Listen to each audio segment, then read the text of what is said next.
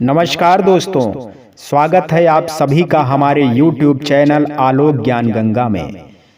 मित्रों, हमारी आज की कहानी है बहन जी की दर्द भरी दास्तां।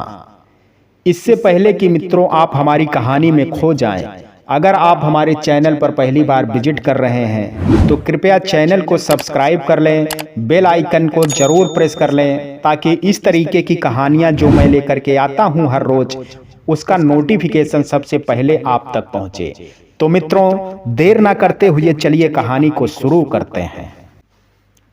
हल्के रंग की किनारेदार सूती धोती, हवाई चप्पल, हाथों में दो दो सोने की चूड़ियां और कानों में छोटे छोटे कुंडल, ना माथे पर बिंदी ना मांग में सिंदूर। उम्र लगभग 40-45 वर्ष की, मझोला कद, गेहुआ रंग और सीधे साधे व्यक्तित्व की मालकिन थी बहन जी। वह देखने में बिल्कुल मदर टेरेसा जैसी लगती थी। ये 70 के दशक की बात है। मैं 8 वर्ष का रहा हूँगा तब वो हमारे गांव में प्राथमिक विद्यालय में पढ़ाने आई। उन दिनों महिला अध्यापिकाओं को बहन जी कहने का बहुत चलन था। मैं कक्षा 5 में पढ़ता था। मैं पढ़ाई में सब बच्चों से अच्छा था तो सभी अध्यापकों का लाडला भी था। नई नई बहन जी को देखने के लिए सब बच्चों में उत्सुकता थी। पूरे दिन बहन जी हेड मास्टर जी के पास ही जाने क्या क्या लिखने में लगी रही।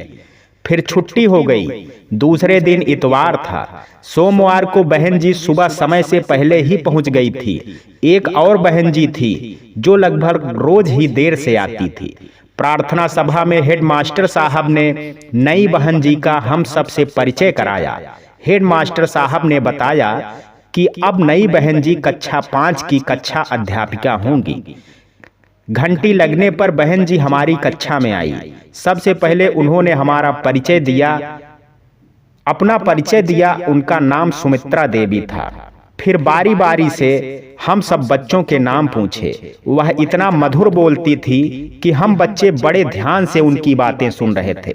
मंद मंद मुस्कुराती हुई वह ममता की मूर्ति सी लगती थी। वह बहुत कम बोलती थी और बहुत संयमित बोलती थी। सब बच्चे उनके आने का इंतजार करते रहते थे। बहन जी हमें हिंदी पढ़ाती थी। पाठ शुरू करने से पहले वह हमें बहुत ज्ञानवर्धक बातें बताती थी। हम सब बच्चे उनसे बहुत प्यार करने लगे थे और अध्यापकों की तरह वह गपशप नहीं करती थी, अपितु खाली समय में वह कोई ना कोई पुस्तकें पढ़ती रहती थी। एक दिन छुट्टी के बाद जब मैं घर पहुंचा तो मैंने देखा हेडमास्टर के साथ वह मेरे घर की बैठक में पिताजी से बातें कर रही हैं। मेरे पिताजी ग्राम प्रधान थे। बहन जी को रहने के लिए एक कमरे की तलाश थी। उन दिनों गांव में कोई किराए पर नहीं रहता था। मुझे बहुत आश्चर्य हुआ कि बहन जी अपना घर छोड़कर यहाँ क्यों रहने आ रही हैं। पिताजी ने उनको हमारे ही घर में एक कमरा रहने के लिए दे दिया। हमारा घर बहुत बड़ा था, रहने वाले बहुत कम थे।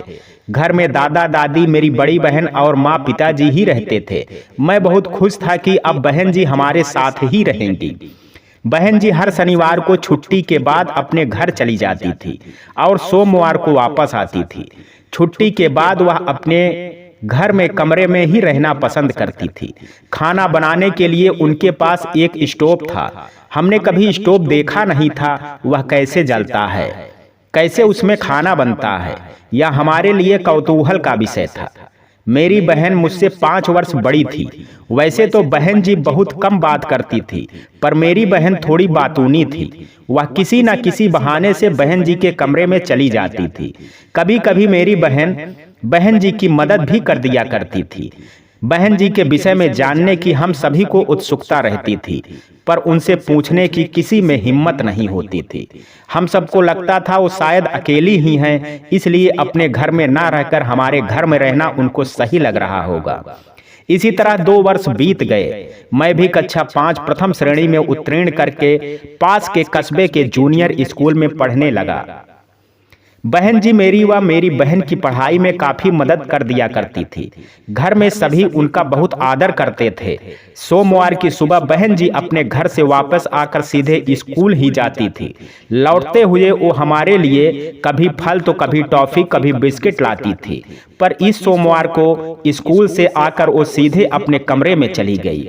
हमें बहुत आश्चर्य हुआ। दूसरे दिन बहन जी सुबह सोकर नहीं उठी। स्कूल का समय हो गया था, सब परेशान होने लगे। माँ और दादी ने उनका दरवाजा खटखटाया। थोड़ी देर में दरवाजा खुला। बहन जी को देखने से ही लग रहा था कि उनकी तबीयत ठीक नहीं है। दादी ने उनका जल्दी से सहारा दिया। उनको बहुत तेज बुखार था। माँ ने दौड़कर पिताजी से डॉक्टर को बुला कर लाने को कहा। डॉक्टर ने दवा दी और ठंडे पानी की पट्टियां रखने की हिदायत देकर चले गए। दादी बहन जी के कमरे में ही रुक गई और ठंडे पानी की पट्टियां रखने लगी। बहन जी ने कहा, आप क्यों परेशान होती हैं, मैं ठीक हो जाऊंगी। पर दादी ने बड़े प्यार से उनको चुप रहने को कहा। बहन जी की आंखों में आंसू थे। मेरी बहन और मैं बहुत दुखी था। माँ ने बहन जी को 10-15 दिन तक कुछ नहीं करने दिया। अगले शनिवार को बहन जी अपने घर नहीं जा सकी थी। दादी और माँ के सेवा भाव को देखकर बहन जी को बहुत अपनापन महसूस हुआ। अब वो स्वयं आकर उनके पास बैठ जाती थी। मेरी माँ को वह छोटी बहन जैसा प्यार देती थी। अब बहन जी काफी स्वस्थ हो गई थी। फिर शनिवार आ गया था, परंतु बहन जी आज अपने घर नहीं गई थी। वो पूरे दिन बेचैन रही। उनकी बेचैनी साफ साफ दिखाई पड़ रही थी। दादी को वो माँ जैसा ही मानती थी। दूसरे दिन रविवार था। दादी ने पूछा, क्या हुआ बिटिया, आज तुम बहुत परेशान दिख रही हो, स्वास्थ्य ठीक नहीं है क्या? अब बहन जी से रहा नहीं गया। वो फूट फूट कर रो पड़ी। दादी ने उनको प्यार से गले लगा लिया। वो उन्हें सांत्वना देने लगी। माँ भी आश्चर्य से बहन जी को देख रही थी। अब कोई कुछ नहीं बोल रहा था। सब चुपचाप बहन जी को ही देख रहे थे।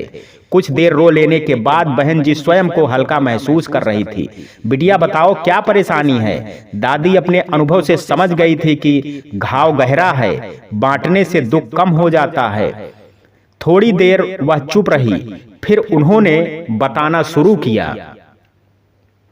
बहन जी ने बारी बारी से सबकी ओर देखा और एक लंबी सांस लेकर बताना शुरू किया। मैं अकेली नहीं हूं, मेरे 4 बेटियां और 2 बेटे हैं। पहले 2 बेटियां बड़ी हैं, फिर 2 बेटे और उनके छोटी 2 बेटियां हैं। बहन जी ने इस खुलासे से माँ और दादी के चेहरे पर आश्चर्य साफ दिख रहा था। बहन जी ने बताया कि वो किसी गरीब परिवार से नहीं, उनका विवाह 16 वर्ष की आयु में राजघाट के एक जाने माने जमींदार परिवार के बड़े बेटे के साथ हुआ था। उनके पति वकील हैं। बहन जी के पिताजी जंगताल विभाग में सुपरिंटेंडेंट थे। उनके 3 भाई हैं। सबसे बड़े डॉक्टर, दूसरे नंबर के वकील और सबसे छोटे माइकोलॉजिस्ट हैं। वो 3 भाइयों की सबसे छोटी इकलौती बहन थी। बड़े लाड प्यार से उनका लालन पालन हुआ था। पूरे परिवार की आंखों का तारा थी वो। अब वो मैट्रिक की पढ़ाई कर रही थी, तभी उनका रिश्ता देखकर बड़ी जांच पड़ताल के पश्चात ये रिश्ता हुआ था।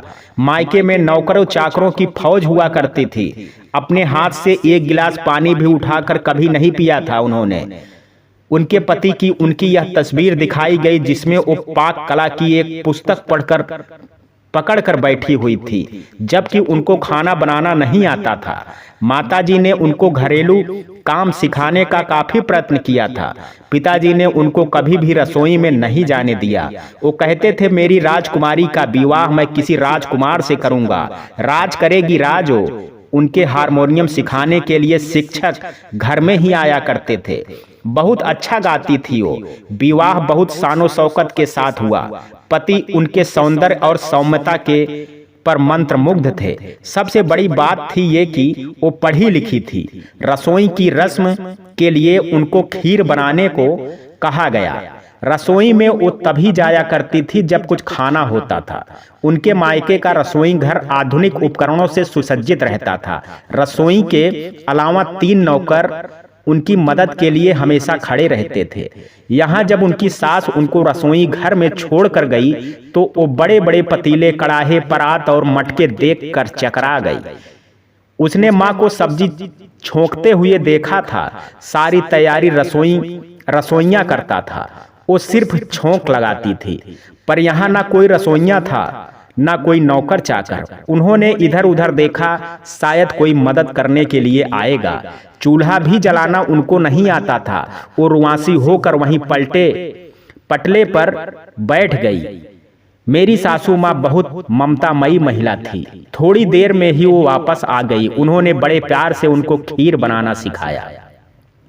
आखिर में शक्कर और कटे हुए मेवे उनसे डलवा कर रस्म पूरी करवा दी गई। बाकी खाना भी सासू माँ ने ही बनाया था।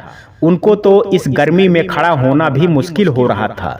ससुर जी ने उनको रसोई की रस्म के लिए सोने का जड़ाऊ हार दिया था।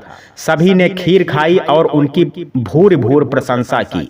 सासू माँ ने उनको आज तो बचा लिया था, परंतु आगे क्या होगा। यहाँ तो सारे काम घर की महिलाएं ही किया करती थी। दूसरे दिन वो विदा होकर के मायके आ गई। मायके में माँ को उन्होंने सारी बात बताई तो माँ ने अब उनको धीरे धीरे काम करना सिखाना शुरू कर दिया था। अब उन्होंने सब्जी काटना, बनाना, आटा गूंथना, रोटी बनाना, दाल बनाना और सिखाना शुरू कर दिया था। एक महीने बाद उनकी विदाई होनी थी। अब वो काफी कुछ बनाना सीख गई थी, परंतु काफी गलतियां हो जाती थी। काम भी वो बहुत धीरे धीरे किया करती थी। उनकी बड़ी भाभी उनकी सहेली जैसी ही थी।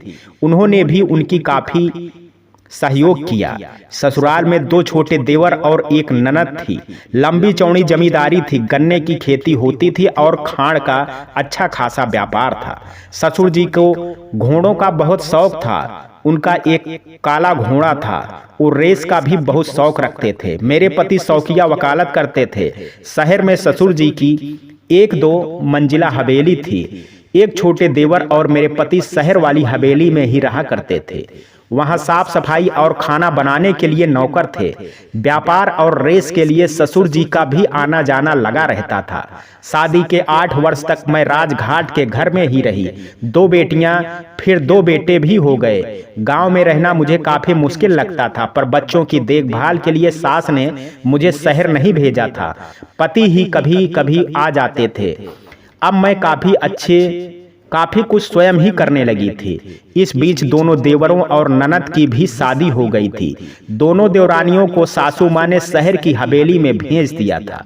इसी तरह समय बीतता गया। मेरे 2 बेटियां हुई। बड़ी बेटी 10 वर्ष की हो गई। वो काफी होशियार थी। इतनी सी उम्र में उसने काफी कुछ सीख रखा था। एक दिन अचानक बहुत तेज तूफान और बरसात आई। गंगा का किनारे सारे बांध तोड़कर गांव में आ गया। चारों तरफ पानी ही पानी। सारी फसल बर्बाद हो गई। कई दिनों तक पानी ही पानी देख देख कर मेरी सासू माँ की आंखों की रोशनी चली गई। बाढ़ रुकने पर ससुर जी हम सबको लेकर शहर वाली हवेली में आ गए। अभी 1 वर्ष ही बीता था कि ससुर जी रेस में हवेली हार गए। अब हवेली छोड़कर जाना था। ससुर जी ने 1 वर्ष का समय लिया था घर खाली करने के लिए। इतने कम समय में ससुर जी ने जमीन लेकर दूसरी हवेली बनवानी शुरू कर दी। सारी जमा पूंजी खत्म होने लगी थी, पर अभी 1 मंजिल पर ही काम चल रहा था। 1 वर्ष होने पर अनुबंध के अनुसार हमें घर खाली करके जाना था। हम अधूरी बनी हवेली में ही आ गए। व्यापार में नुकसान हवेली के हाथ से निकल जाने से घर की माली हालत काफी खराब हो गई थी।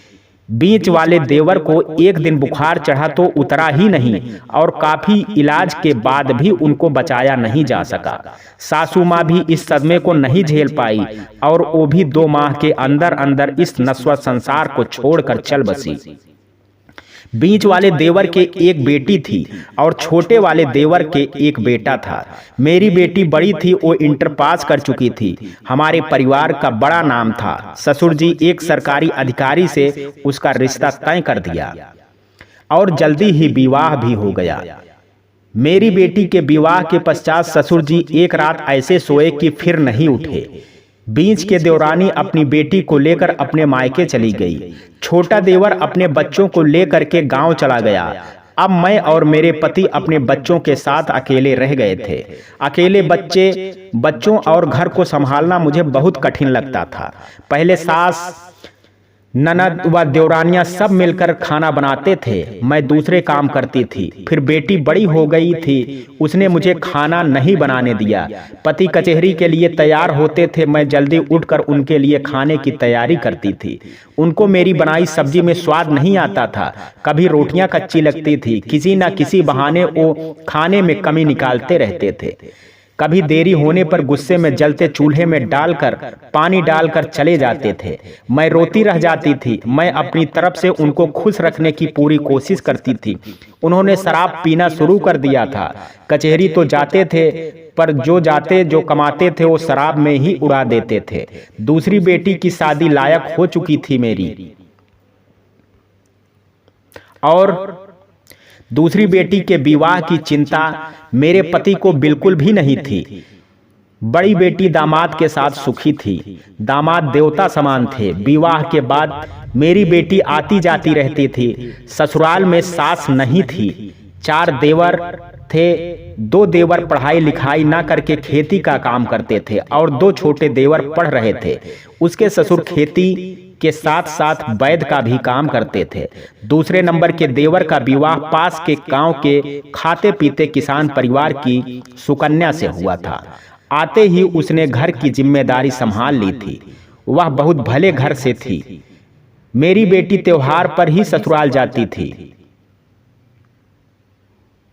दामाद जी को नौकरी के सिलसिले में अक्सर यात्रा पर रहना पड़ता था। उस दौरान वो मेरे पास आ जाती थी। मेरे पति उसके आ जाने पर कुछ पैसे घर खर्च के लिए देने लगते थे और शराब भी नहीं पीते थे। मेरा मायका इसी शहर में था। माता पिता भी नहीं रहे थे, परंतु तीनों भाई बीच बीच में आते जाते रहते थे। उनसे घर का हाल चाल छिपा नहीं था। दूसरी बेटी के विवाह में मेरे भाइयों ने ही सारा खर्च किया था। अभी तक जितनी आर्थिक मदद हो सकती थी वो करते रहते थे। मेरे पति नशे में मेरे मायके वालों को भी भला बुरा कहा करते थे। जब वो मेरे साथ मारपीट करते थे तो मेरे भाई मुझे आकर के ले जाते थे। पीछे पीछे मेरे पति भी वहां पहुंच जाते थे। वो वहां भी मेरा अपमान करने में कोई कसर नहीं छोड़ते थे। वो कहते हैं ना कि पाक कला की पुस्तक लेकर फोटो खिंचवा कर भेजी थी। खाना बनाना आता नहीं और बहुत कुछ बोलते थे। कुछ दिनों में ही भाइयों के सामने वो दोबारा ऐसा ना करने की कसम देकर मुझे वापस बुला लाते थे। परिस्थितियां ऐसी बनी कि दामाद जी का तबादला ग्रामीण इलाके में हो गया। मेरी बेटी के 2 बेटियां और 1 बेटा हो गया था। आसपास के कोई सुविधा नहीं थी। सुरक्षा की दृष्टि से मेरी बेटी मेरे पास आकर रहने लगी। घर का हाल बद से बदतर होता जा रहा था। अपने बच्चों और भाई बहनों को उसने आकर संभाला और मुझे आगे पढ़ने के लिए प्रोत्साहित किया। अपने भाइयों की मदद से मैंने बीटीसी की और ग्राम सेविका बन गई। दामाद जी घर खर्च के लिए मेरी बेटी को पर्याप्त खर्चा दिया करते थे, परंतु वह बहुत मितव्ययता से खर्च किया करता थी। स्वयं पर खर्च ना करके काफी पैसा वो भाई बहनों पर ही किया करती थी। घर को संभालने में उसका बहुत बड़ा हाथ था। मेरे ग्राम सेविका बन जाने से मेरे पति बहुत नाराज रहने लगे थे। अब वो मुझे घर में ही नहीं घुसने देना चाहते थे। नौकरी करके चोरी छिपे में घर में जाती थी। वो मेरी बेटी के डर से अंदर तो नहीं आते थे, पर बैठक में ही गालियां देते रहते थे। मेरी बेटी ने अपने दोनों भाइयों को शिक्षित करने और विवाह कराने में बहुत सहयोग किया था। अब 2 बहुएं भी घर में आ गई थी। छुट्टियों में दामाद जी आते थे तो मेरी बेटी व बच्चे उनके साथ अपने गांव वाले घर चले जाते थे। कभी कभी मेरी बेटी दामाद जी के साथ भी रहने चली जाती थी। ग्रामीण इलाके में पोस्टिंग होने के कारण मेरी बेटी वहां बच्चों को लेकर अस्थायी रूप से नहीं रह पाती थी। बच्चियां स्कूल जाने लायक हो गई थी। मेरी हालत देखकर मेरी बेटी कहती थी, मैं अपनी बच्चियों को एमए कराऊंगी। इसी तरह समय कट रहा था। इस दौरान मेरी बेटी के 2 बेटे और 1 बेटी और हो गए थे। मेरी 2 बेटियों के अभी विवाह होने बाकी थे। हमारा घर क्या पूरी हवेली थी। मेरे बेटे बहुएं बेटियां बेटी के बच्चे सब मिलजुल कर रह रहे थे। बेटी के बड़े 3 बच्चे भी अब स्कूल जाने लगे थे। 3 बच्चे अभी बहुत छोटे थे। बड़े बेटे की नौकरी वायुसेना में लग गई थी। वो दूसरे शहर अपनी पत्नी को लेकर के चला गया था। छोटा बेटा अभी घर में ही था। उसको बेटी ने आईटी करवा रखा था। वो फोरमैन था और इसी शहर में नौकरी करता था। दामाद जी मेरी बेटी को कभी रोक टोक नहीं करते थे। मायके वालों के लिए वह क्या करती है इससे उनको कोई सरोकार नहीं था। उसके 2 देवर भी इसी शहर में रहकर पढ़ाई कर रहे थे। उनको भी वह सहयोग करती थी। उनका खर्चा भी दामाद जी ही उठाते थे। मेरी बेटी बहुत ही समझदार थी। मेरी तीसरी बेटी का विवाह बड़ी बेटी व दामाद की मदद से इंजीनियर लड़के से हुआ था। वो अपने घर में बहुत खुश थी। घर में बहुओं के आ जाने से काम भी बढ़ गया था। बड़ी बेटी ने अब स्वयं भी आगे पढ़ने का सोचा। उसने भी बीए का प्राइवेट फॉर्म भर दिया। मेरी छोटी बेटी अभी इंटर में पढ़ रही थी। मेरे पति में कोई सुधार नहीं हो रहा था। शराब पीकर आना और गालियां देना ये उनका रोज का काम हो जाता था। ऐसा नहीं था कि उनकी वकालत अच्छी नहीं चलती थी। रोज ही कुछ ना कुछ कमा कर लाते थे। घर में भी 1-2 रुपए तो देते थे, परंतु जिम्मेदारी नहीं समझते थे। कभी दे दिया तो दे दिया, नहीं तो उनको कोई फर्क नहीं पड़ता था कि घर कैसे चलाना है। मेरी किस्मत अच्छी थी कि बच्चे समझदार थे। गांव में भी अनाज दालें आ जाती थी। अब सब कुछ परिस्थितियों व्यवस्थित होने लगा था कि एक दिन अचानक बड़ी बेटी के गले में दर्द हुआ। 1-2 दिन तक उसने गरारे किए। जब ठीक नहीं हुआ तो घर के पास एक औषधालय था, वहां से दवा ले आई। अब उसको बुखार आ गया था, फिर भी उसने ज्यादा गंभीरता से नहीं लिया। उसने दामाद जी को अपने स्वास्थ्य खराब होने के विषय में पत्र भी लिखा। पत्र के जवाब के साथ ही मनी ऑर्डर भी आ गया और ठीक से इलाज कराने की हिदायत भी दी। बेटी का स्वास्थ्य सही होने की जगह और खराब होता जा रहा था। पूरे शरीर में भी दर्द होने लगा था। एक दिन उसके देवर मिलने आए। भाभी की हालत खराब देखकर वो जबरदस्ती उनको अस्पताल में एडमिट करा आए और देखभाल के लिए अस्पताल में ही रुक गए। साथ ही उन्होंने दामाद जी को टेलीग्राम भी कर दिया था। उन दिनों आपात स्थिति में ही टेलीग्राम किया जाता था। टेलीग्राम देखते ही दामाद जी तुरंत ही छुट्टी लेकर के रवाना हो गए। आते ही सबसे पहले वो अस्पताल पहुंचे। अब मेरी बेटी से ठीक से बात भी नहीं हो पा रही थी। पता नहीं क्या क्या बड़बड़ाती रहती थी। पति को देखकर वो फूट फूट करके रो पड़ी। फटी फटी आंखों से वो उनकी ओर देख रही थी, जैसे कहना तो बहुत कुछ चाहती हो पर कह नहीं पा रही हो। इशारे में उसने बच्चों को बुलाने को कहा। सबसे छोटी बेटी 2 वर्ष और बेटा 3.5 वर्ष का ही था। सभी बच्चों में 1.5-2 वर्ष का अंतर था। सबसे बड़ी बेटी मात्र 10 वर्ष की ही थी। बेटी की शादी को अभी 12 वर्ष ही तो हुए थे। बच्चों को बुलवाया गया। साथ में 19 वर्षीय बहन भी खड़ी थी। करुणा भरी आंखों से वो अपने बच्चों को देख रही थी। कभी बच्चों को तो कभी बहन को ऐसे देख रही थी जैसे कुछ याचना कर रही हो। उसकी आंखें बड़ी बड़ी थी, बड़ी डरावनी लगने लगी थी। बच्चे माँ को देखकर रोने लगे। छोटी बच्ची पास जाने की जिद कर रही थी। तभी डॉक्टर ने सबसे बाहर जाने को कहा। दामाद जी वहीं उनके पास बैठे रहे। बेटी की हालत बहुत चिंताजनक थी। डॉक्टर ने बताया उन्हें सरसाम हुआ है। सरसाम ज्वर की एक ऐसी अवस्था होती है जिसमें कफ, पित्त और वात तीनों एक साथ कुपित हो करके उग्र रूप धारण कर लेते हैं। अंधेरा होने लगा था। दामाद जी फिर सफर से आए थे। मैंने दामाद जी से घर जाकर आराम करने को कहा, परंतु वो जाने को तैयार नहीं थे। बेटी को अब दौरे से पड़ने लगे थे। तभी अचानक अस्पताल की बत्ती गुल हो गई। बेटी ने जोर से चीख मारी और उसके प्राण पखेरु उड़ गए। कहते कहते बहन जी हिचकियां ले लेकर के रोने लगी। लगभग आधा पौन घंटे से बहन जी अपनी आप बीती सुना रही थी। उनका गला भी सूखने लगा था। दादी जी ने उनको गले लगा लिया और उनको चुप कराने लगी। माँ बहन जी के लिए गिलास में ठंडा पानी लेकर के आई और थोड़ी देर रुक करके बहन जी ने पानी पिया। गिलास उठाकर मेज पर रखा और कहीं दूर सी खो गई, जैसे कुछ देख रही हों। हम सब उत्सुकता से उनको ही देख रहे थे। सब कुछ उनके सामने जैसे चलचित्र की तरह चल रहा था। लाइट आ गई थी। चीख सुनकर नर्स दौड़ी दौड़ी आई। दामाद जी ने मेरी बेटी को बाहों में थामा हुआ था। उन्होंने धीरे से उसे लिटा दिया। नर्स ने स्थिति को समझा। वो डॉक्टर को बुलाने भागी। कुछ ही देर में डॉक्टर को लेकर के आ गई। डॉक्टर ने आकर नब्ज टटोला, आला लगाकर देखा और निराशा से गर्दन हिला दिए, जैसे पति के इंतजार में ही जान अटकी थी। मैं बेटी से लिपट कर रो रही थी। दामाद जी की कर्तव्य विमूढ़ से खड़े रह गए थे। उनका सब कुछ लुट चुका था। यह क्या हो गया, अब क्या होगा, कुछ समझ नहीं आ रहा था। हे ईश्वर, ये तूने क्या कर दिया। मासूम बच्चों पर भी तूने दया ना आई। रात्रि में ही एम्बुलेंस से शव को घर लाया गया। घर में कोहराम मच गया था, रोना धोना मच गया था। मेरे पति भी बेटी के दुख में फूट फूट कर रो रहे थे। पिता को भी तो बहुत ख्याल रखा करती थी वो। दूसरे दिन अंतिम संस्कार हुआ। उसके ससुराल से सब लोग आ गए थे। किसी को विश्वास नहीं हो रहा था कि अब वो इस दुनिया में नहीं है। 1 महीने के अंदर अंदर ही यह सब हो गया था। सबसे बड़ी चिंता बच्चों की थी। इनका पालन पोषण कैसे होगा। छोटे बच्चे तो इतने अबोध थे कि उन्हें यह भी नहीं पता था कि अब उनकी माँ कभी वापस भी नहीं आएंगी। छोटी बच्ची से पूछते तो तेरी मम्मा कहाँ है, तो कह देती थी अस्पताल में है। और छोटा बेटा तो सोचता था वो धुएं में मिलकर आसमान में चली गई हैं, क्योंकि उसने उन्हें शमशान घाट पर जलते हुए देखा था। 13वीं भी हो गई। इसके बाद दामाद जी को अपनी नौकरी पर जाना था। वो भी जरूरी थी। मुसीबत में ही अपनों की पहचान होती है।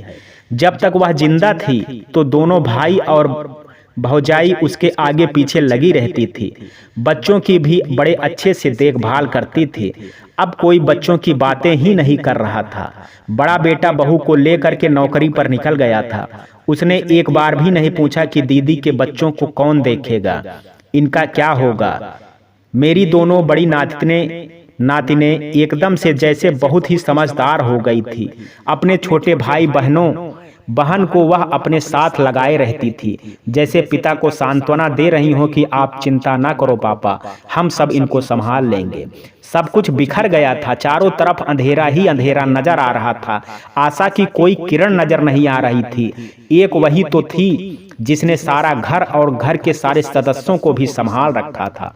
दामाद जी 1 हफ्ते के लिए ये कहकर वापस चले गए थे कि कुछ इंतजाम करके आएंगे। 1 हफ्ते बाद आकर उन्होंने मुझसे कहा, माताजी, तीनों बेटों को मैं ले जा रहा हूँ। वहाँ बेटियों को रखना मुश्किल होगा। आप कुछ समय के लिए संभाल लीजिए, फिर मैं देखता हूँ। सबसे छोटा बेटा अभी बहुत छोटा था। मैंने उसको नहीं ले जाने दिया था। मेरा स्कूल शहर के पास के गांव में ही था। मैं रोज आना जाना करती थी। घर में छोटी बहू और मेरी बेटी थी। अब नातिनों ने स्कूल जाना शुरू कर दिया था। दोनों छोटे बच्चे घर में ही रहते थे, जिनको मेरी बेटी देख लेती थी। 1-2 महीने तो सब ठीक चलता रहा, पर अब मेरी छोटी बहू बच्चों की देखभाल करने में नखरे दिखाने लगी थी। मैंने ध्यान दिया कि वह बच्चों के साथ दुर्व्यवहार करती थी। छोटी बच्चियों से बहुत सारा काम कराती थी और अब वह बहुत चिड़चिड़ा करने लगी थी। मैंने उसको तो कुछ नहीं कहा, परंतु उसको कह दिया कि अब अपना और बच्चों का खाना अलग बनाऊंगी और इन बच्चियों को खुद खाना बनाना सिखाऊंगी। बच्चियों को आत्मनिर्भर बनाना बहुत जरूरी भी था। हमने अपना चूल्हा अलग कर लिया था। इन बच्चों को आर्थिक मदद की कोई जरूरत नहीं थी। इन्हें तो बस सहारा चाहिए था कि कोई इन पर बस अपना हाथ रखे रहे। दामाद जी नियमित रूप से खर्चे के लिए पहले की ही भांति मनी ऑर्डर भेजते रहते थे और जल्दी जल्दी आते भी रहते थे। वहां पर दोनों बच्चों के लिए उन्हें चपरासी मिले हुए थे, जो घर का काम भी करते थे। दोनों बच्चों को भी बहुत जल्दी जिम्मेदारी संभाल ली थी।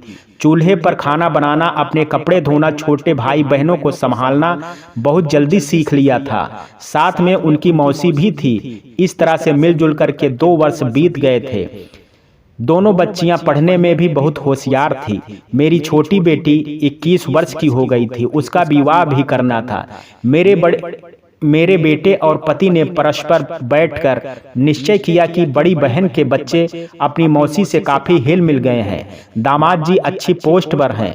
अभी 37 वर्ष ही तो है उनकी आयु। इतना अच्छा रिश्ता हमें कहाँ मिलेगा। क्यों ना इसका विवाह दामाद जी से ही कर दिया जाए। मैंने बेटी से भी सहमति असहमति लेना उचित समझा। जब उससे पूछा तो उसने कुछ भी नहीं कहा। उसकी चुप्पी को ही हमने उसकी सहमति समझ लिया। वैसे तो मेरे पति घर की जिम्मेदारियों से भागते रहते थे। उनको भी यह निर्णय सही लगा। चलो सस्ते में बला टल जाएगी, और बेटियों की शादियों में उनका कुछ खास योगदान नहीं रहा था। अगली बार जब दामाद घर आए तो मैंने अपने बेटों को उनसे चर्चा करने के लिए कहा। मेरे सारे बच्चे देखने में सुंदर हैं, मेरी छोटी बेटी भी बहुत सुंदर थी, कोई भी आदमी उससे शादी करके खुश ही होता। बेटों ने जब दामाद जी से बात शुरू करनी चाहिए तो पहले तो सिर झुकाए सुनते रहे, फिर हैरानी से बारी बारी सबकी ओर देखकर बड़ी ही शांति से उन्होंने कहना शुरू किया, आप लोग ऐसा सोच भी कैसे सकते हैं? जैसे मेरी बेटियां हैं वैसे ही मेरे लिए ये भी है। हाँ, अगर आप इसकी शादी ही करना चाहते हो तो मेरा छोटा भाई सरकारी नौकरी में लग गया है, वह भी अच्छे पद पर है। यदि इसको बच्चों की देखभाल ही करनी होगी तो माँ बनकर ही क्यों, चाची बनकर भी तो कर सकती है। मैंने तो दूसरी शादी के बारे में कभी ख्याल में भी नहीं सोचा और ना ही मेरा ऐसा कोई विचार है। इन मासूम बच्चों पर सौतेली माँ ला करके मैं अन्याय नहीं कर सकता। इनको पढ़ा लिखा कर लायक बनाना ही मेरे जीवन का उद्देश्य है। वाकई में मेरे दामाद देवता समान ही थे। अगर कोई आदमी होता तो ऐसा मौका कभी नहीं छोड़ता। हम सभी उनका बहुत सम्मान करते थे, परंतु अब वो पूजनीय हो गए थे।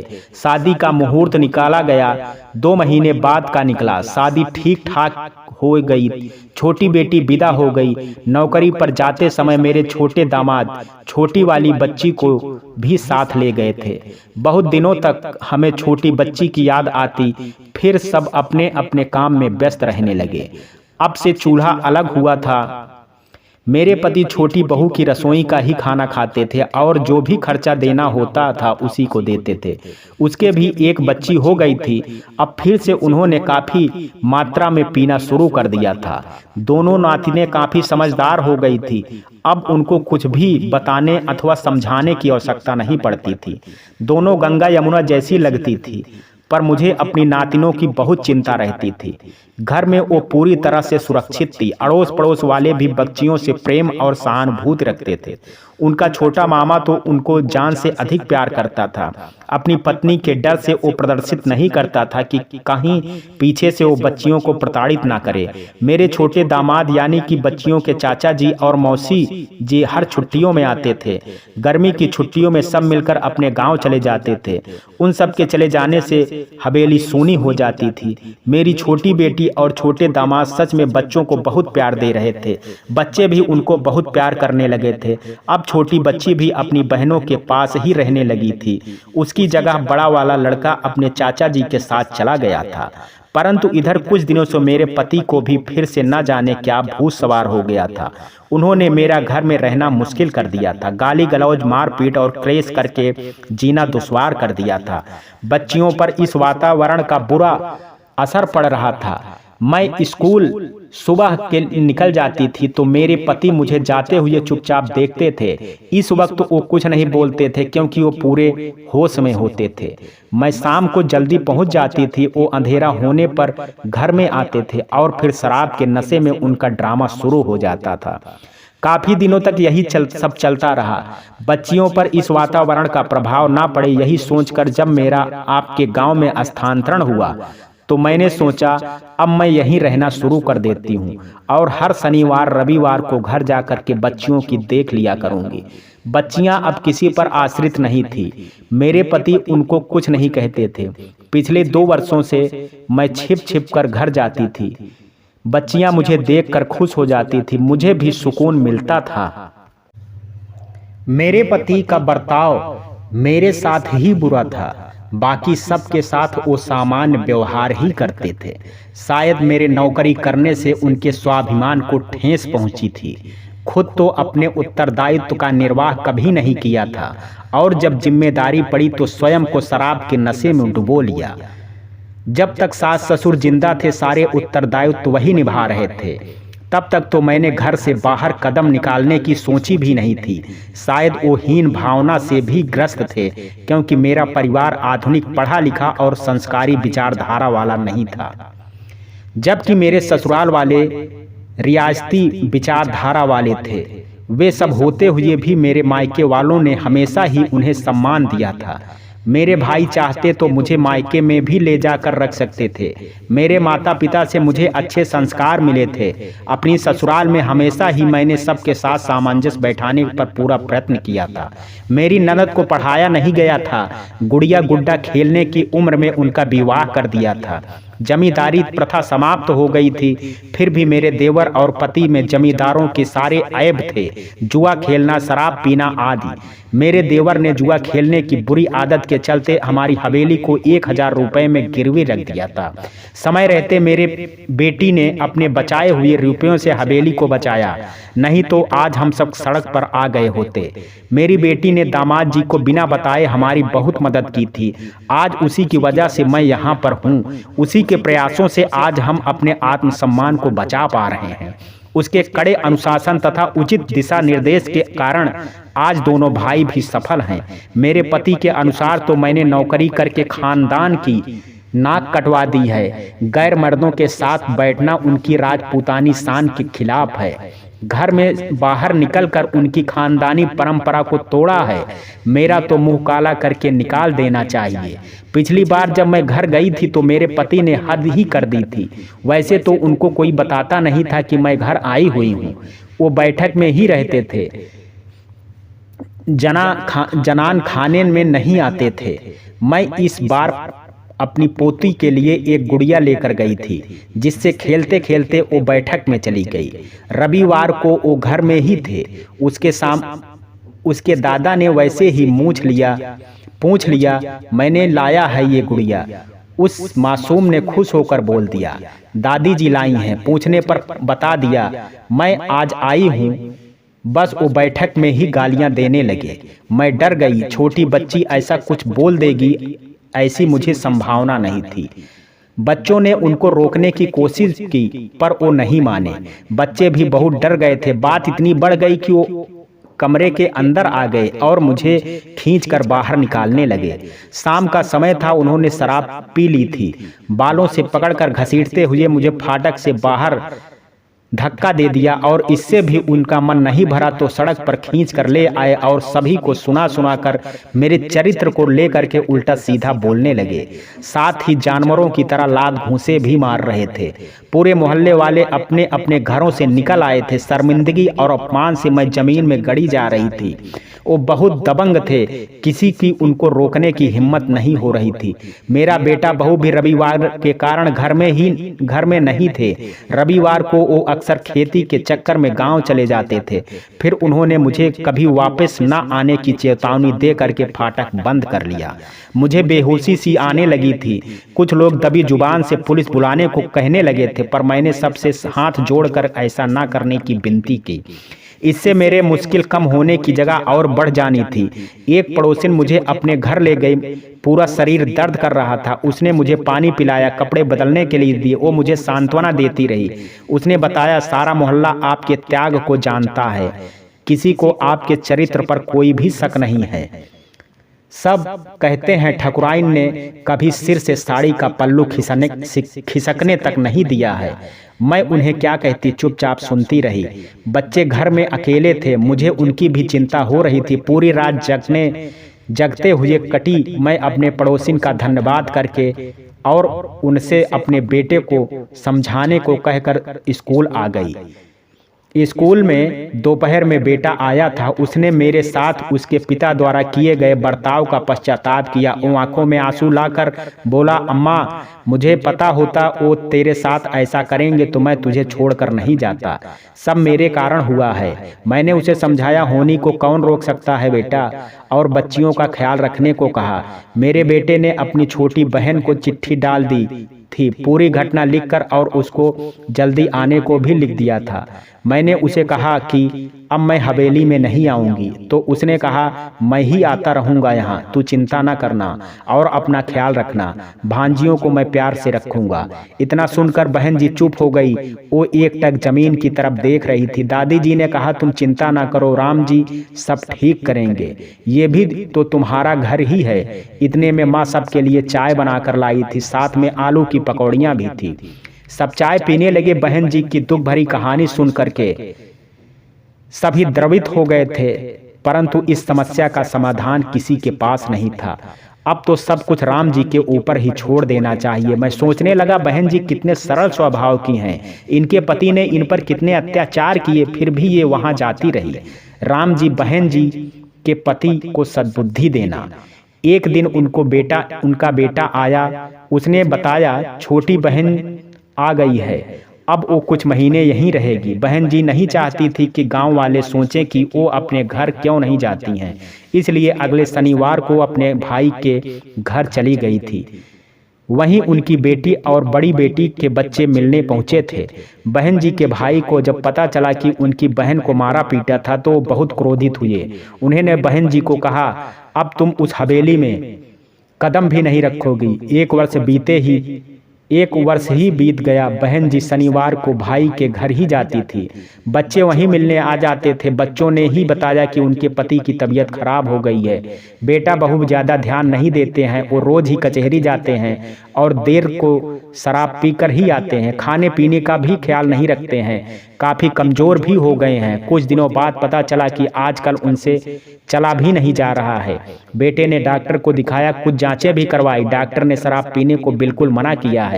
उनके गुर्दे खराब हो गए हैं। छोटी बेटी बहन की बच्चियों की वजह से जल्दी जल्दी आती जाती रहती है। उसके पति की पोस्टिंग ज़्यादा दूर नहीं थी, 4-5 घंटे का रास्ता था।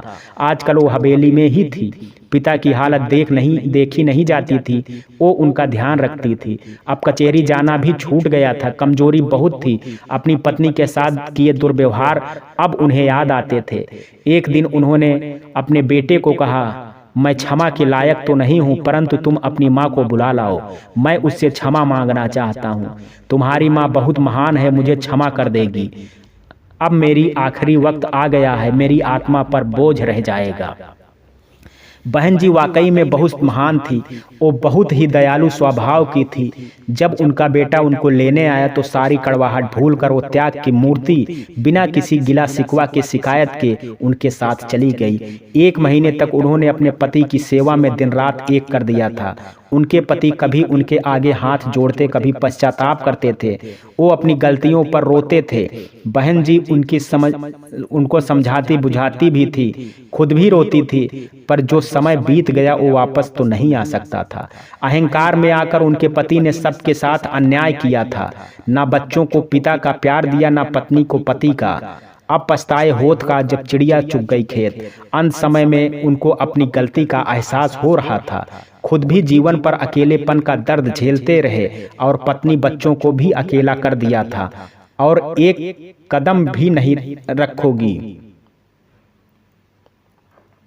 और एक दिन अपनी पत्नी को वैधता का दुख सहने के लिए अकेला छोड़कर राम जी के पास परमधाम को प्रस्थान कर गए।